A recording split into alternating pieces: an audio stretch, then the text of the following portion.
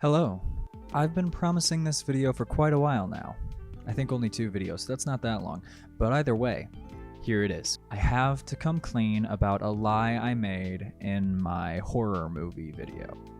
In that video, I said that I have seen every horror movie ever made, and I thought that was true at the time, but it came to my attention that there is I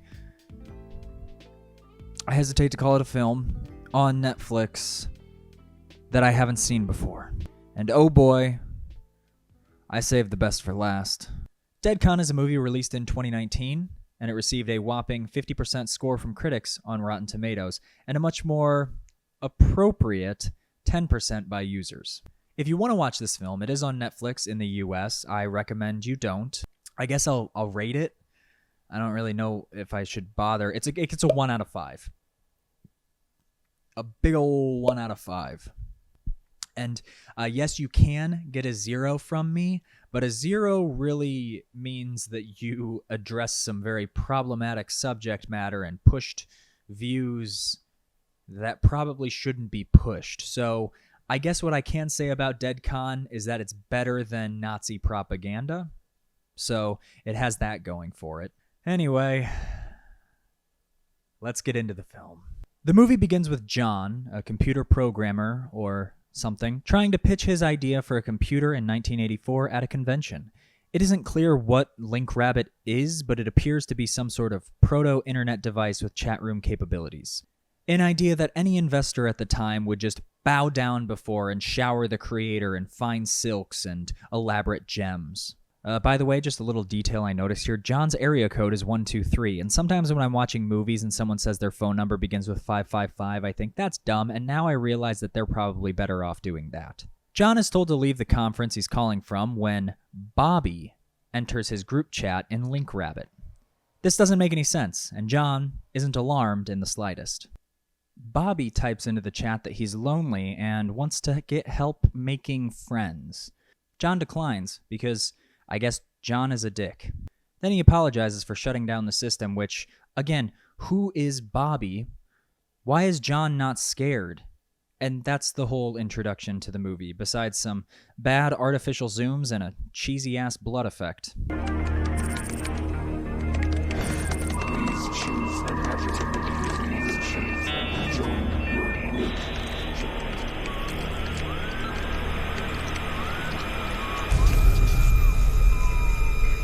Something that Deadcon does very, very poorly is addresses the mysteries that it presents.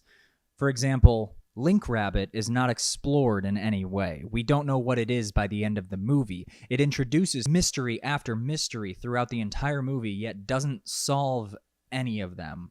It has a lot of questions, but not a single answer, and it's almost unwatchable because of that. Cut to modern day, A.K. Ashley arrives at ViewCon. She's an influencer with no personality, which I guess that's fair. Also, they switch between calling her A.K. Ashley and A.K.A. Ashley the whole movie, and it's really confusing. What's up, ViewCon? It's your girl, A.K. Ashley. A.K.A. Ashley. A.K.A. Ashley. Obviously, A.K. Ashley sounds way better, but I don't think the director understood that, or maybe they were just confused as to what they named their character. There's a lot of weird little kid extras that are just really bad. They don't really provide anything to the story or the movie as a whole, so I don't know why they even bothered doing that. If you can avoid having child actors, especially child extras in a movie, by all means you need to avoid it. It's absolutely always better to avoid working with children, and that's not just because I don't like children. Another influencer named Mark, who we don't see again for the rest of the movie, despite being probably the most competent actor in this whole movie, on top of the fact that he has undoubtedly the funniest line in the movie. Excuse me, Larry. This is my room. I have a key and itinerary, and I already brushed my teeth twice, so yeah. Ashley learns that she was double booked with Mark, which is a major mistake on the hotel's part. So Ashley's manager complains to the hotel manager, and the hotel manager rebooks her for a haunted hotel room. Kind of an overstep.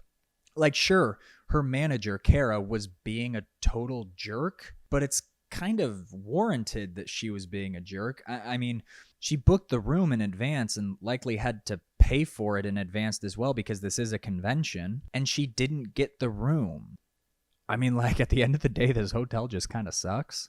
You know, they get mysterious and stuff. People look at each other for a little too long, like they know something. It's pretty standard in horror films, you know. Whoever's conspiring to help the monsters or ghosts are always going to act like this. And then this guy gets some bad direction because he acts goofy rather than continuing that mysteriousness he was showing in the earlier scene. I know I shouldn't be saying this, but the DoubleTree is a better hotel. Like, if you knew this room killed people and you were trying to warn them, then you'd probably be a little more upfront than just stuttering through saying another hotel is better. At this point, it's revealed that Ashley feels overworked. She doesn't like doing what she's doing anymore, and that's totally fair, and you think that this is going to be explored, but it's not. I'm just going to make a list of all the things that this movie introduces but never really capitalizes on, or mysteries that it brings up that it never solves. There's a really cool little editing like background trick. It's pretty subtle where you can only see the balloon in the camera, and that's like really cool but not important. Go ahead and add that to the list. And it's a shame because this, and then there's something else later in the film that comes in that's pretty subtle and well constructed that just doesn't really mean anything. And it feels like they had some pretty cool ideas for this movie, but at 77 minutes, nothing gets explored.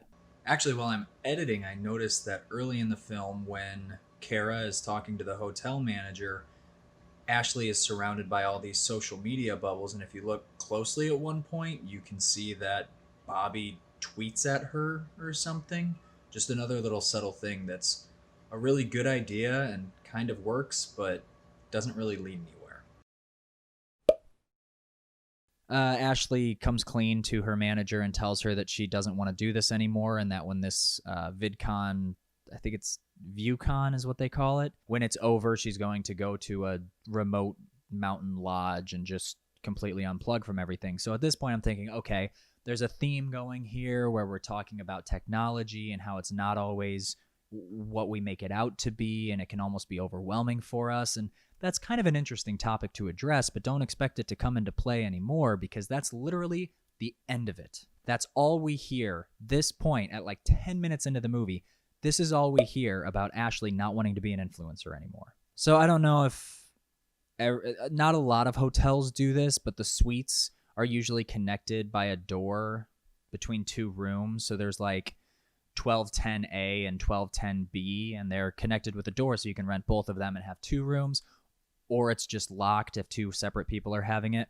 Well, Ashley finds under the door that connects her and the room next to her, she finds this little Polaroid of a boy holding the bunny balloon that we saw in the earlier shot. And much like John from the first scene, she really doesn't think anything's weird about that. Then we meet Megan, another influencer, and her not boyfriend Dave, with whom she is cheating on her actual boyfriend. Dave is disappointed that Megan is lying to her boyfriend about her and Dave not being together and liking each other. Megan leaves Dave in her room alone, and he finds, under the connected door to Ashley's room, the photo. He flips it over, and on the back it says Bobby 1984. Right off the bat, we know this is Bobby from the first scene. Don't get too comfortable with that fact, because it doesn't matter at all. Nothing in this movie matters. I can't stress that enough. You get a bunch of montages in this movie that are set to like 1980s techno, and I think it's supposed to like incite some kind of nostalgia, but there's nothing about this movie that makes you nostalgic for the 80s.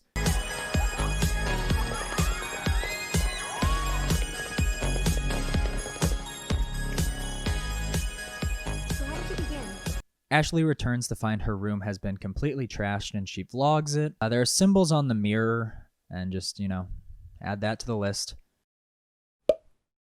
There's rattling in the closet, and Ashley finds another symbol that we already saw. It's kind of redundant, and it still means nothing. 20 minutes into the movie, and honestly, there are a lot of interesting concepts that have been opened up, but none of them matter in the second half of the movie. So at this point, watching the movie, I was like, okay, there's something interesting going on here. I can't wait to figure out, piece things together, and kind of reveal the mystery with the with the characters, but you never do. You never get that satisfaction. Dave streams a video game that is clearly not a video game. It's making noises, and you can tell that the sound engineer also has never played video games in his life. Trying to score the highest level. I'll be streaming all weekend, so keep a look here with the Cougars. Now we're introduced to Warren, the night manager. I think his position is never really... I think he might just be like the front desk guy. And guess what? His entire story also means nothing. He knows something happened in the room that was weird, and that's basically the beginning and end of his reason for being a character in this movie. You get another dumb blood effect that just doesn't look good. It looks like it's on the camera lens. It doesn't look like it's on the walls. Megan and some other influencer who doesn't get named talk about how Megan should break up with her boyfriend, Ricky. This scene just cracks me up, unironically. I honestly think that the comedic timing on this is so perfect, and I watched this clip a bunch of times when I was rewatching the movie.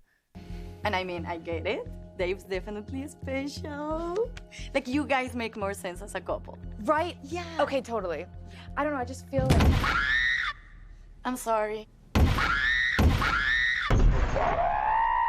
I'm sorry. Maybe it's because I know so many people who respond to fear and scary movies like that. It's really well acted, and the second best actor in this whole movie doesn't even get a named part. You get a weirdo flashback scene with Warren. If you're worried about scary images at this part, don't be.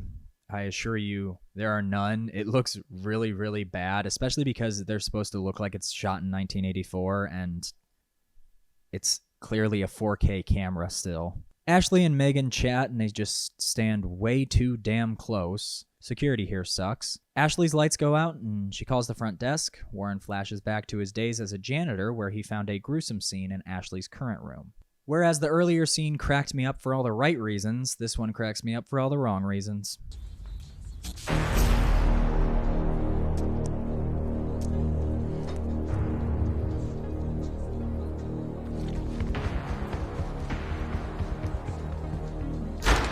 I watched this scene about 5 or 6 times, in the whole movie 3 times, and I have no idea what the hell this means.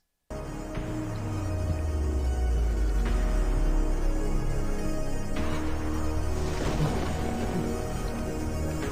my God.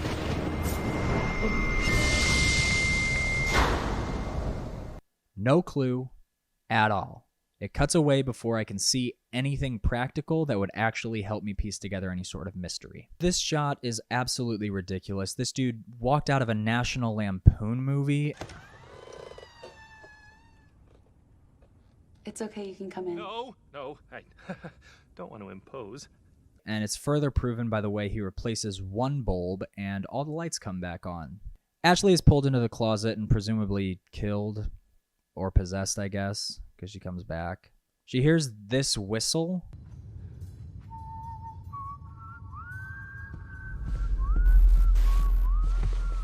Before she's killed, and it makes no sense. Just put that on the unexplained list.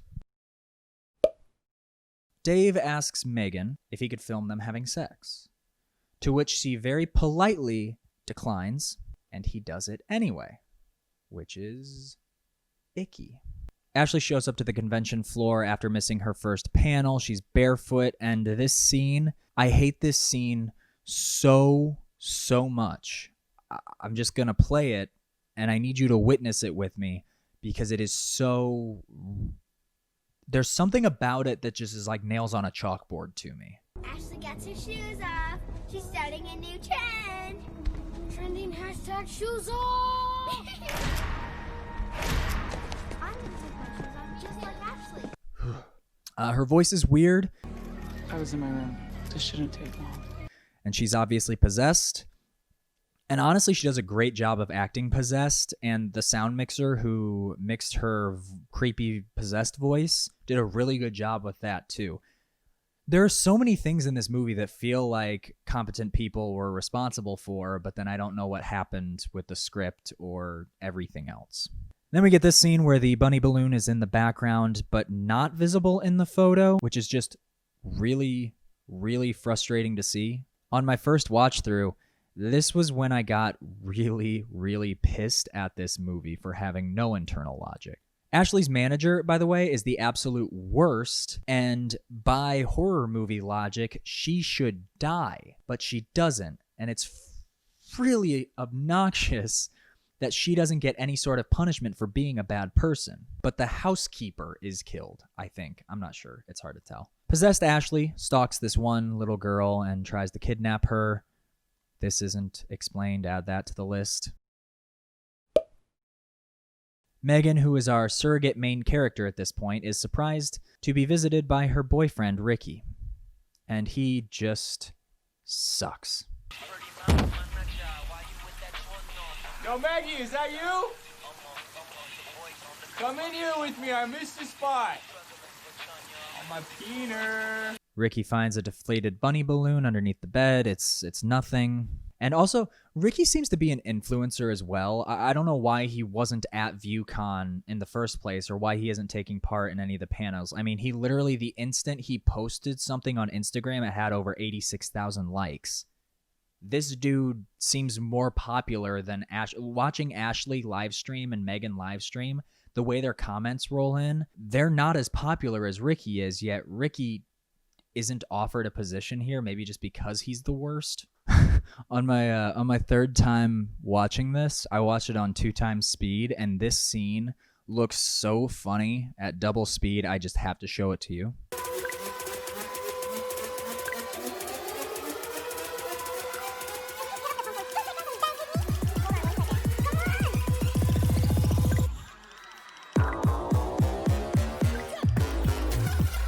We get an Axe body spray on the peener gag, which has been done entirely too many times. While Dave is rewatching his illegally filmed sex tape, he notices that a little boy was watching them at one point. Dave tells Warren, and Warren gets irrationally creepy with him, and it isn't helpful in any way. And then Ricky is killed by a balloon string. The only on-screen death we get in the whole movie is a character we literally knew for maybe 5 minutes. Also, at this point I realized Ashley's room is the haunted one, like distinctly, specifically. Warren knew it, the manager knew it, everyone seemed to know exactly which room was the haunted one, so now all of a sudden Megan's room, which is connected, and the door has not been opened between them. No one opened the door at any point. Even before things started getting really creepy, the photograph was on both sides of the door. So there's literally no reason for Megan's room to also be haunted. Just more internal logic that gets totally flubbed. Then Dave goes through a way too quick research montage and reveals that John from the first scene might have killed kids at TechCon 1984. But that's all we get about it. No why or how or what his deal was or who Bobby was. Why Bobby was talking to him, because in the first scene we got no indication that John was killing kids before he was contacted by Bobby. It seems totally random. Then there's this really quick blink and you'll miss it moment where Bobby appears in Megan's chat on her stream, and it's that second subtle thing that I talked about earlier.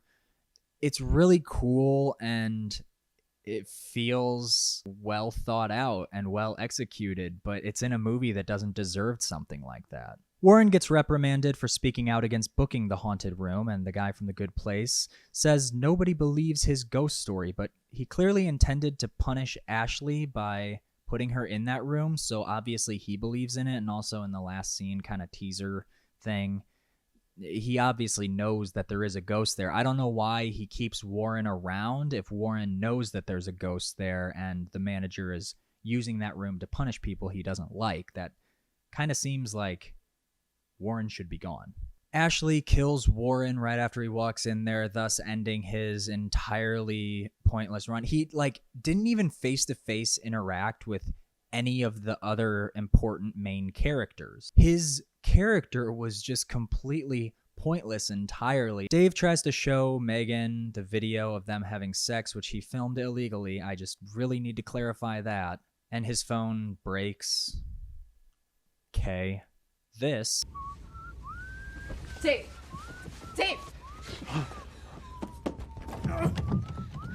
Shit, the door's stuck. Come on, let's go. Leave us alone. Oh my God, Dave! Megan, get up, let's go. Who is that? Bobby? No, can we go, please? Please, can we just go? He's scared. What the fuck?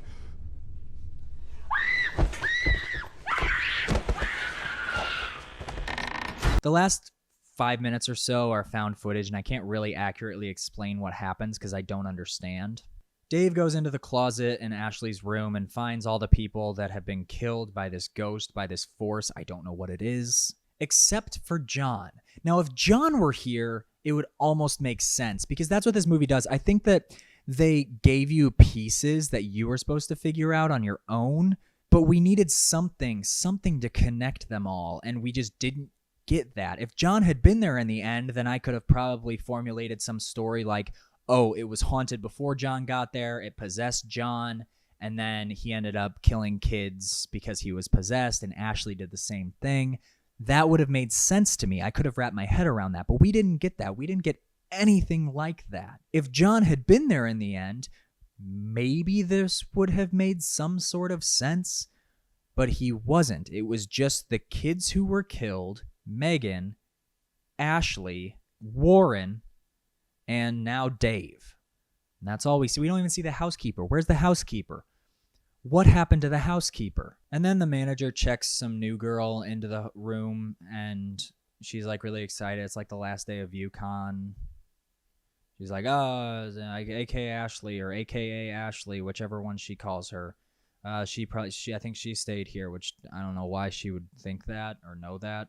And we get a little teaser where we see Link Rabbit updating to Link Rabbit 2.0. Considering the fact that we don't know what Link Rabbit is or why it's important or any of that, this doesn't work at all, and actually was the single thing that made me realize I need to make a video about this, because I need to know what the hell that means. And it took 2 views, which is entirely too many, to really understand that I think Bobby is the one doing the killings and possessing people.